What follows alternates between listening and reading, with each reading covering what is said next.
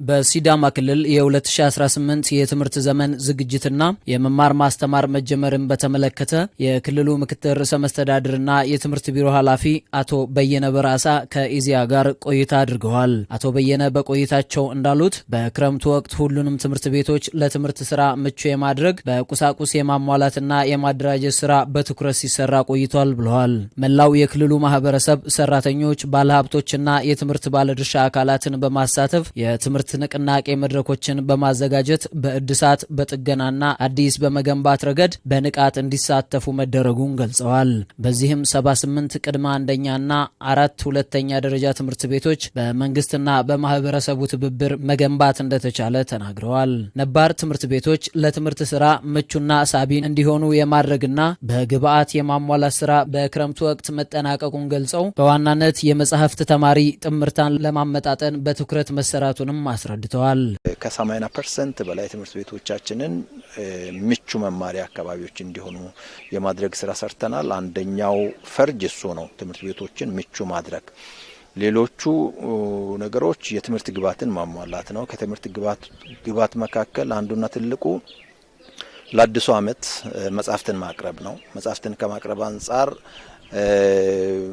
አምና 1 ለ3 ተማሪ ነው መጻሕፍት በተለይም በአንደኛ ደረጃ ስናስተምር ያሳለፍ ነው። ለሁለተኛ ደረጃ ተማሪዎች 1 ለ1 ደርሶላቸዋል። የአንደኛ ደረጃን እንግዲህ ተጨማሪ ማተም ይኖርብናል። ያንን ጨረታ አውጥተን በግዢ ሂደት ላይ ነው ያለው።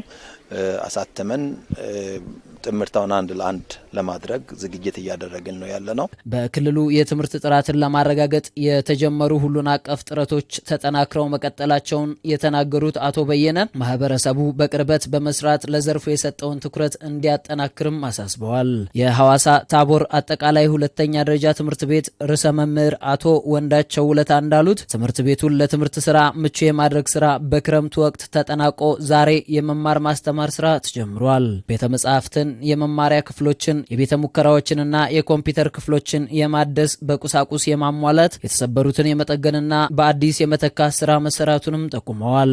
እንደ ሐዋሳ ታወር ከስልክ ጋር ተያይዞ ያለውን ለ3 ዓመት ሆኖናል ስንታገል ነበረ። እንቀጣለን። ስልክ ይዞ መግባት በትምህርት ሰዓት አይፈቀድም። እንደ ሐዋሳ ታወር ማስታወቂያችን ላይም ከወላጅ ጋር ባለን ምክክር ወቅትም አቋማችንን እኛ ቀድመን ገልጸን እያለ ነው ትምህርት ሚኒስቴርም ከኤሌክትሮኒክስ ጋር ተያይዘው ለተማሪ ክልከላ መደረጉን ህግ ያወጣውና ህግ እኛን የሚያበረታታና ስራችን ላይ ተጽዕኖ የሚፈጥር አይደለም፣ አጋዥ የሆነ ኃይልን እንዳገኘን ነው የምንቆጥረው። በዛ ልክ በምዝገባ ወቅት በባነርም አሳተመን ምንም አይነት ኤሌክትሮኒክስ ተማሪ ይዘው መግባት ግቢ ውስጥ እንደማይፈቀድ ትምህርት ሚኒስቴርም ይህንን እንደሚደግፍም ጭምር ህጉንም ጠቅሰን ያወጣንበት ሂደት አለና በቀጣይ ባሉ ቀናት ላይ ወደ ሙሉ ተግባራ የምንገባበት ሂደት ነው የሚኖር። በትምህርት ቤቱ የስነ ዜጋ ትምህርት መምህር መንግስቱ ጴጥሮስ በበኩላቸው ለአዲሱ የትምህርት ዘመን በክረምት ወቅት የማስተማሪያ እቅድ እንዳዘጋጁና በትምህርት ሚኒስቴር የተዘጋጀውን የመምህራን ስልጠና ወስደው በአዲስ መንፈስ ስራ መጀመራቸውን ገልጸዋል። ከዚህ በተጨማሪም የትምህርት ስራውን የሚያሳልጡ ግብአትን በማሟላትና ከአምናው የተሻለ ዝግጅት በማድረግ ማስተማር ጀምረናል ነው ያሉት። የትምህርት ስራን ለማሳለጥ ከሚያስፈልጉ ነገሮች አንዱ ግብአት ነው። ግብአት ደግሞ የምንላቸው በትምህርት ቤት ደረጃ መጻሕፍት አሉ፣ ወንበሮች አሉ፣ ኮምፒውተር የመሳሰሉ ነገሮች የትምህርትን ስራ ለማሳለጥ አገልጋይ የሆኑ ነገሮች ሁሉ በሚገባ ተሰርተዋል። እንደምታዩ ግቢው አምሯል፣ ደምቋል። ወንበሮች ተጠግነዋል፣ አዳዲስ ወንበሮች ተገዝተዋል። ግቢ ውስጥ ከዚህ በፊት የነበረው ላቦራቶሪ 1 ነበር።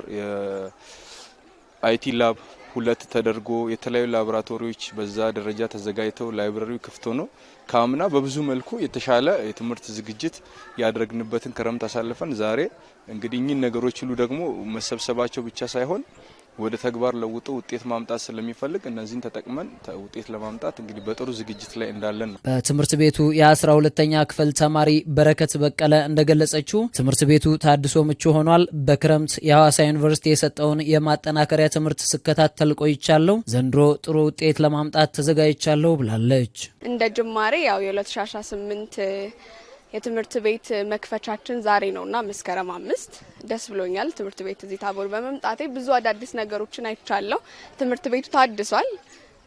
እኛ ተማሪዎች እንደምናየው ከሆነ የትምህርት ቤት እደሳ አለ። እንደገና ደግሞ በአብዛኛው ያው ታቦር የመንግስት ትምህርት ቤት ስለሆነ ገፋ ተደርጎ ነው ትምህርት የሚጀመረውና አሁን ግን ወደዚህ ቀረብ ተደርጎ ወደ መስከረም 5 በመጀመሩ በጣም ተማሪዎችም እድለኞች ነን ብዬ አስባለሁ።